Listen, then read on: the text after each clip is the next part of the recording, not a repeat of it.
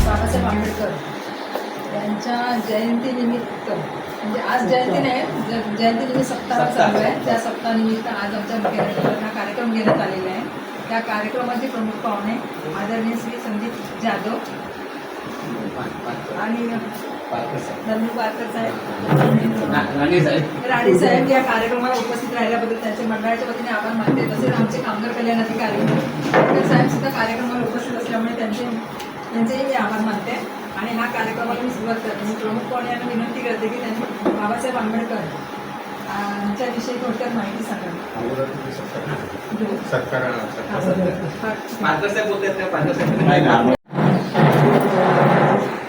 सामाजिक सप्ताहाच्या अंतर्गत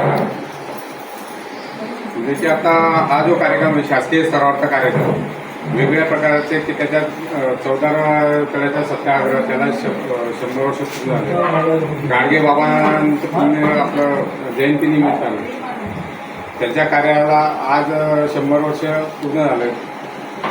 आणि महात्मा ज्योतिबा फुले त्यांच्या जयंती आज 200वी जयंती त्यांची होणार आहे. त्या निमित्ताने शासनाने आज सामाजिक सप्ताह म्हणून पाळण्याचा विचार केलेला आणि त्यामुळे आपण सर्व कार्यक्रम आपण आयोजित करतो.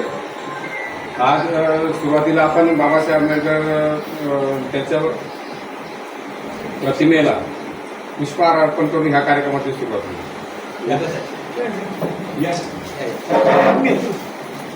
तुम्ही बी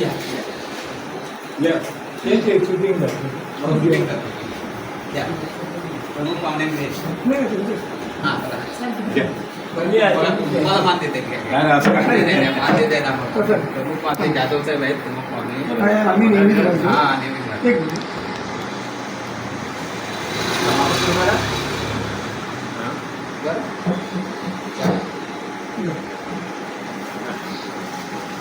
भारताचे डॉक्टर बाबासाहेब आंबेडकरांचा, भारताचे डॉक्टर बाबासाहेब आंबेडकरांचा जय भीम, जय भीम, जय भीम, जय भीम, जय भीम, जय भीम.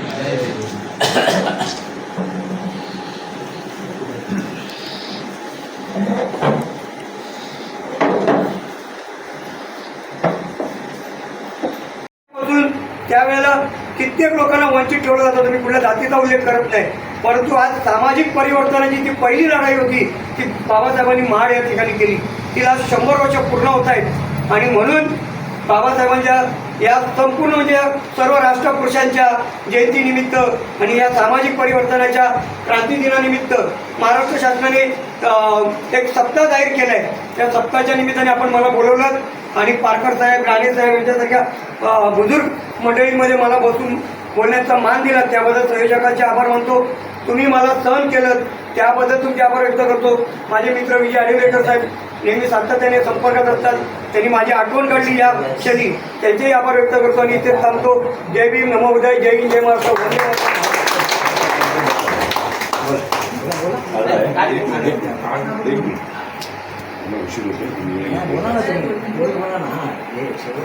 आज महाराष्ट्र कामगार कल्याण मंडळ गट कार्यालय नायगाव कामगार कल्याण केंद्र रामदूत येथे बाबासाहेब आंबेडकर जयंतीनिमित्त कार्यक्रम घेण्यात आला. त्याबद्दल मी मंडळाचे सर्व आयोजकांचे इथे आभार मानते. प्रमुख पाहुणे साहेब आणि ते उपस्थित असलेले आणि उपस्थित असलेल्या सर्व त्यांचे आभार मानते. आणि हा कार्यक्रम संपला. एक मिनिट फक्त. आम्हाला बाबासाहेबांबद्दल कामगार सगळ्यांची ओढ आहे. आमच्या गिरणी कामगारांच्या नोकऱ्या गेलेल्या आहेत, तरी सुद्धा आमची उपनिबंधक कामगार आयुक्त यांनी जी आम्हाला वर्गणी ठरवून दिलेली आहे तेवढीच आम्ही घेतो आहोत. पण हा सगळा रावडाव सांभाळायला आम्हाला खूप कठीण जातो. म्हणजे खर्च खूप होतो. दर महिन्याला मी जागरूकता याच्या खात्यात ठेवलेलं आहे. प्रत्येक महिन्याच्या दुसऱ्या रविवारी आमची मिटिंग असते. तर एक छोटंसं माझा शब्द या ठिकाणी आडिवरेकर साहेबांनी पण मला सांगितलेलं आहे, अजित पण म्हणाला आहे. मला मंडळाला तुमच्या केंद्राला एक अशी रिक्वेस्ट आहे, म्हणजे एक मी माझ्या सहकारी कामगारांकरता भीकच मागतोय. मला फक्त प्रत्येक महिन्याला थोडा 15-20 मिनिटाकरता तुम्ही मला हॉल जर उपलब्ध करून दिला तर बरेचसे पैसे माझे कामगारांचे वाचतील आणि त्या चळवळीकरता उपयोगाला येतील. बाबासाहेबांच्या धोरणानुसारच बोलतोय. या शब्द आमचे कुठेतरी रुजावे अशी मी अपेक्षा ठेवतोय. आणि जरा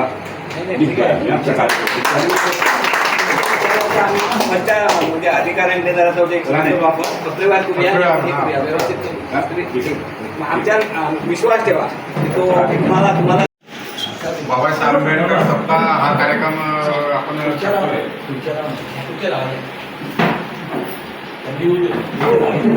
जवळपास 8 तारखेपासून शासन स्तरावर बाबासाहेब आंबेडकर त्यांना बसायला दे. कोणाला? बसा तू बसून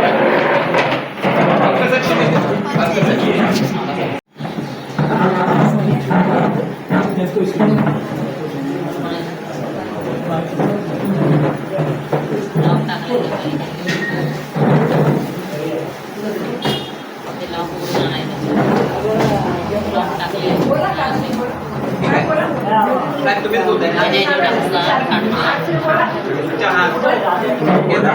सरकार पाहुणे आपल्या या कार्यक्रमाला जे पाहुणे उपस्थित आहेत आपल्या भारतीय परंपरेप्रमाणे आपण त्यांच्या अगोदर सत्कार करून घेऊ. Sandeep Jadhav sir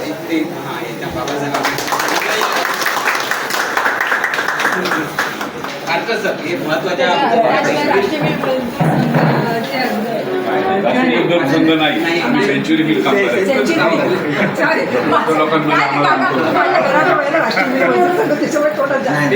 century mill संघाचे अध्यक्ष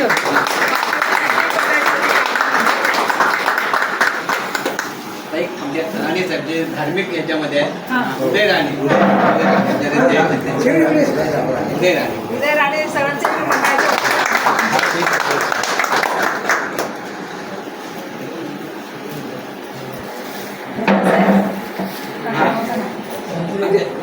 अजित मांजरेकर यांच्याही मंडळाच्या वतीने मी आभार मानते.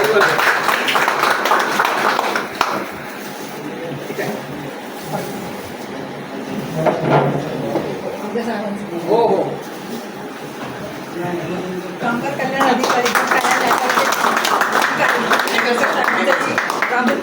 मी आभार मानते.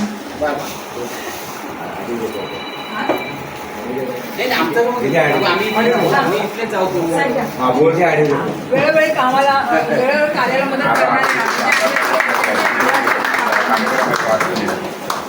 त्यांना वेळ होतोय. कारकर सर एक बाबासाहेब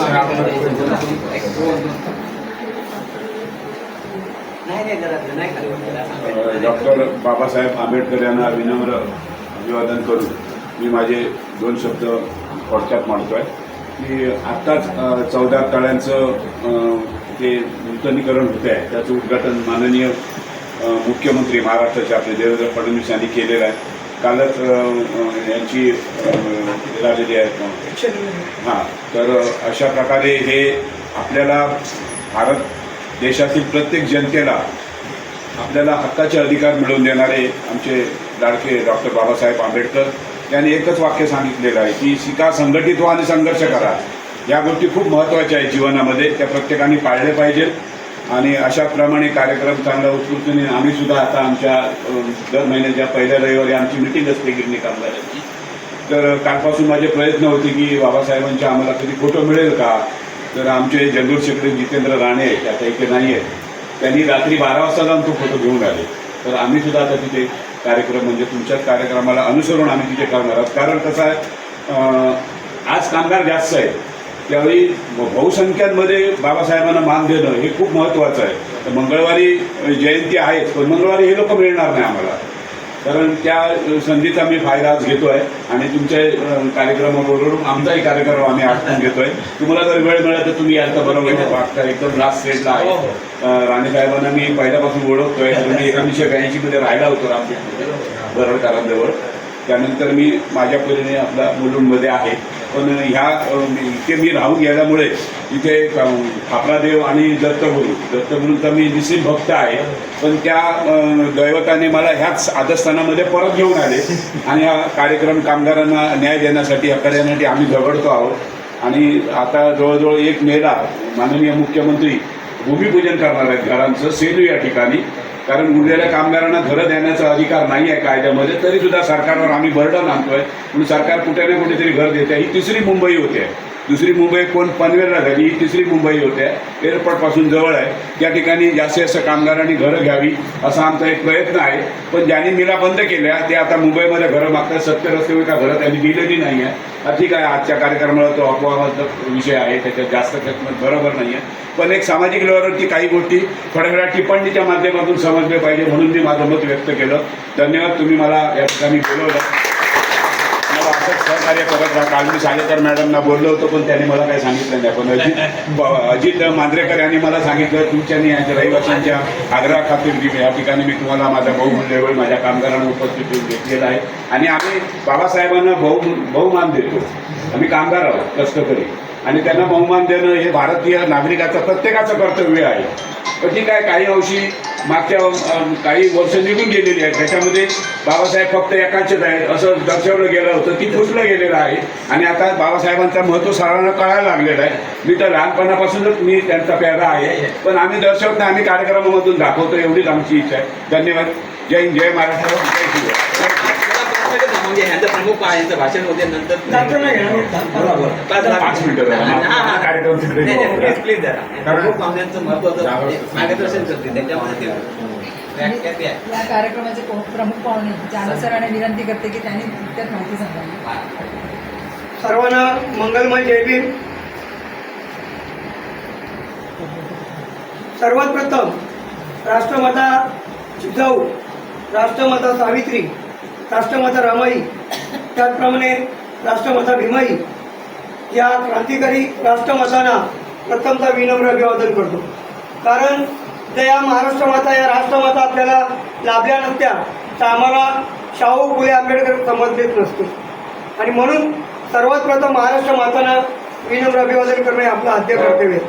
त्याचप्रमाणे या विश्वाला क्रांतीतून शांतीचा संदेश देणारे विश्वशांतीदूत महाकरुणी तथागत भगवान गौतम बुद्ध, या महाराष्ट्राचं नव्हे तर संपूर्ण हिंदुस्थानचा आराध्य दैवत श्री शिवछत्रपती शिवराय, त्याचप्रमाणे छत्रपती शाहू महाराज. आणि आज पूर्वी असं म्हणायचे की महिलेच्या हाती पाळण्याची दोरी, परंतु आज या महिलेच्या हाती संपूर्ण राष्ट्राची दोरी आली आहे. ती केवळ आणि केवळ ही राष्ट्रमाता सावित्री. आणि कालच ज्यांची 199वी जयंती झाली ते या देशाचे सत्यशोधक, समाजसुधारक, क्रांतीसूर्य महात्मा ज्योतिबा फुले. त्याचप्रमाणे आज आपण ज्यांच्या जयंतीच्या निमित्ताने या ठिकाणी उपस्थित आहोत ते केवळ भारतीय संविधानाचेच नव्हे तर तुमच्या आमच्या सर्वांच्या जीवनाचे शिल्पकार, विश्वरत्न, भारतरत्न डॉक्टर बाबासाहेब आंबेडकर त्यांच्या क्रांतिकारी विचारांना प्रथमतः नतमस्तक होतो. आणि माझ्या संभाषणास सुरुवात करण्यापूर्वी तुमच्यातील संघटन शक्तीला नतमस्तक होतो. कारण आजच्या या दगदगीच्या युगामध्ये कुणाला वेळ नसतो. पण आज मगाशी पारकर साहेबांनी सांगितल्याप्रमाणे की आम्ही 5-6 मिनिटासाठी का होईना आपण आलो. त्यांनी बरेचसे मुद्दे मांडले त्यांच्या छोट्या काही भाषणामध्ये, त्याचा मी उल्लेख करणार आहे. आज या ठिकाणी मला महाराष्ट्र कामगार कल्याण मंडळ रामदूत यांनी निमंत्रित केलं, त्याबद्दल आभार व्यक्त करतो. माझे मित्र विजय आडिवरेकर साहेब, त्याचप्रमाणे मंचावर असणारे आपले गिरणी कामगारांचे नेते. कारण आपण मोठमोठ्याने नेते म्हणतो परंतु आपल्यातला कार्यकर्ताच राहतो.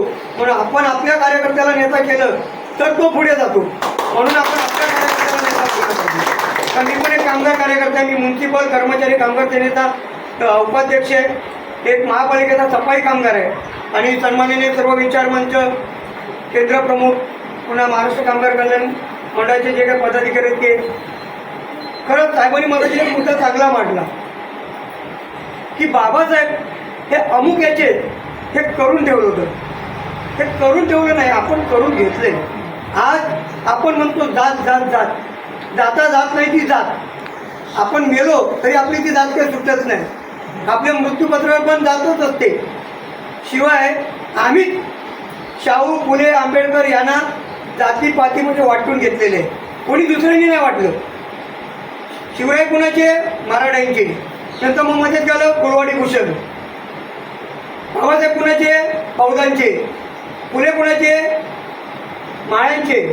हे कुणी वाटले? आम्हीच वाटलंय ना. आपण म्हणजे बाबासाहेबांवर बोलायला गेलं तर पूर्ण आठवडा काय महिनाभर कमी पडेल, कारण त्यांच्याकडे जवळ म्हणजे ह्या विश्वातल्या सगळ्यात जास्त पदव्या कोणाकडे आहेत तिथं बाबासाहेबांकडे. आणि साहेब तुम्ही आलात, मला खूप बरं वाटतं. कामगार कल्याण मंडळाची माझं खूप अटॅचमेंट आहे, कारण कामगार चळवळीमध्ये काम करत असताना ज्यावेळेला आम्ही प्रशिक्षण शिबिरं घेतली त्यावेळेला महाराष्ट्र कामगार कल्याण मंडळाचा तुमचा अभ्यासही आम्हाला त्यामध्ये होता. आणि मी या ठिकाणी कॉलेज असताना बरंच माझे मित्रपरिवार आहे, शाळेतला मित्रपरिवार, त्यामुळे रामदूतमध्ये येणं झालं होतं. मी स्वतःला भाग्यवान समजतो, कारण बाबासाहेब ज्या परळ विभागामध्ये राहिले बेटी चाळीमध्ये त्या परिसरामध्ये मी राहतो. माझे चुलत आजोबा बापा जाधव, भानू पांडुरंग जाधव हे बाबासाहेबांचे अंगरक्षक होते त्यावेळेचे खाजगी. आणि सोशल सर्व्हिस लीग ही माझी शाळा. या सोशल सर्व्हिस लीग शाळेने नामा जोशी म्हणजे जोशी बुवांनी बाबासाहेबांना अभ्यासासाठी जागा दिली होती. बाबासाहेबांच्या ओरिजिनल हँडरायटिंगचं पत्र आधी आहे. आज तुम्ही म्हणताय की कामगारांचे हक्क, कामगारांनी घर घेतलं पाहिजे, पण हे सर्व नियोजन बाबासाहेबांनी संविधानाच्या माध्यमातून त्याच वेळेला करून ठेवलं होतं. बाबासाहेबांनी संविधान जे लिहिलं, शेवटच्या 4-5 दिवसामध्ये बाबासाहेब फक्त 3 ते 4 दिवस झोपायचे. हे महाराष्ट्र कामगार मंडळ किंवा आपले जे काही अनेक मंडळ, मला वाटते झोपडपट्टी सुधार मंडळ, पुन्हा महिलांचं वेगवेगळं महिला आयोग, या सगळ्या ज्या काही गोष्टी आहेत त्या बाबासाहेबांनी करून ठेवलेल्या आहेत. RTI माहितीचा अधिकार, लोकपाल, हे लोकपाल फक्त आपल्याला माहिती नसल्यामुळे आपण आहे ना पुन्हा ऐऱ्यागारांना त्याचं महत्त्व देतो. आता साहेबांनी खूप सुंदर सांगितलं की बाबासाहेबांनी आमच्या कामगारांसाठी काय केलं. काय होतं पूर्वी 24 तास राबून घेतलं जायचं. बाबासाहेबांनी नारायण बेगाची लोखंडे, राव बहादूर नारायण बेगाची लोखंडे किती जणांना माहिती आहे. आज आपण कामगार चळवळीमध्ये काम करतो, एक गिरणी कामगार. आज त्यांनी या भारतामध्ये कामगार संघटनेची मूर्तमेढ रोवली. कामगार चळवळीचे आद्यजनक म्हटलं जातं. आज त्यांना गुरु मानणारे बाबासाहेबांनी त्यांनी जे काही विषय मांडले ते सगळे विषय संविधानाच्या माध्यमातून आपल्यापर्यंत पोहोचवले. मग आपले कामाचे 8 तास असतील, तुमचा विमा असेल, तुमचं बरेचसे काही तुमचे बेनिफिट असतील, PF असेल, प्रसूती रजा असेल किंवा आणि काही असतील, ते बाबासाहेबांनी संविधानाच्या माध्यमातून दिलेले. तर आज आम्ही काय केलं आहे, बाबासाहेबांनी सर्व राष्ट्रपुरुषांना वाटून घेतले. आज बाबासाहेबांनी तुम्ही जिथे राहता, काम करता, त्याच ठिकाणी तुमची वसाहत असली पाहिजे, जेणेकरून कामगाराला काम सुटल्यानंतर लवकरात लवकर आपल्या कुटुंबामध्ये जाऊन तो आपल्या कुटुंबामध्ये रममान होईल. जो दिवसभराचा त्राण आहे कामाचा तो विसरून जाईल. यासाठी बाबासाहेबांनी वसाहती पण सुरू केल्या होत्या. पण आज त्याचा विसर आम्हालाही पडलेला आहे, आम्हाला कामगारांनाही पडलेलं आहे. तर आम्ही आज किती जण बाबासाहेबांची जयंती साजरी करतो. मला आनंद वाटला, मला थोडी खंत होती. आदिवरेकर साहेब येताना आम्ही बोलत होतो की नाही लोक कमी येत आहेत, मी काल बोललो, सर्वजण म्हणतात वेळ नाही. मी त्यांना बोललो काय करणार, सध्या वेळच कुणाकडे नसतो, कारण बाबासाहेब कोणाला कळलेच नाही. आम्ही बाबासाहेब वाचले पण आम्हाला बाबासाहेब समजले नाही. आज ठराविक पारकरांसारखी मंडळी असतील की जी बाबासाहेबांबद्दल छातीठोकपणे बोलत आहेत. आजच्याबद्दल आम्ही बहुमान देतो, आम्ही मानतो. हे जेव्हा एक होईल ना या समाजामध्ये, या भारतामध्ये, तेव्हा सामाजिक विषमता खऱ्या खोऱ्या अर्थाने नष्ट होईल. आणि त्याचं पहिलं पाऊल मला वाटते पारकर साहेबांनी टाकलं. आज तुमच्याकडे सगळ्यांना घेऊन इथे आले, त्यांनी ठरवलं मला काही निमंत्रण नव्हतं. हल्ली काय म्हणजे बोलावणं आल्याशिवाय नाही. आपल्या शाळेमध्ये मला वाटते एक स्वागत होतं, बोलावणं आल्याशिवाय जायचं नाही, बरोबर ना. पण आज त्याच्या मनाचा मोठेपणा आहे, कारण त्यांचा मनाचा मोठेपणा काय, त्यांनी पहिलं बाबासाहेबांची जयंती साजरी होते ना, मग मी तिथे गेलं पाहिजे. आज मला सांगा, मगाशी मी आलो तर 5-6 जण होतो. 5-6 जणांचं आम्ही वक्ते असतो. मी कामगार शिक्षक आहे, मी कामगारांना ट्रेनिंग देतो, मी कामगारांनी मॅनेजमेंट यांना ट्रेनिंग देतो, मी कार्यकर्ता प्रशिक्षण शिबिरं घेतो, व्यक्तिमत्व विकास शिबिरं घेतो. माझं स्वतःच एक कामगार संभाषण कौशल्य पुस्तक आहे. माझी शेड NGO नावाची संस्था आहे.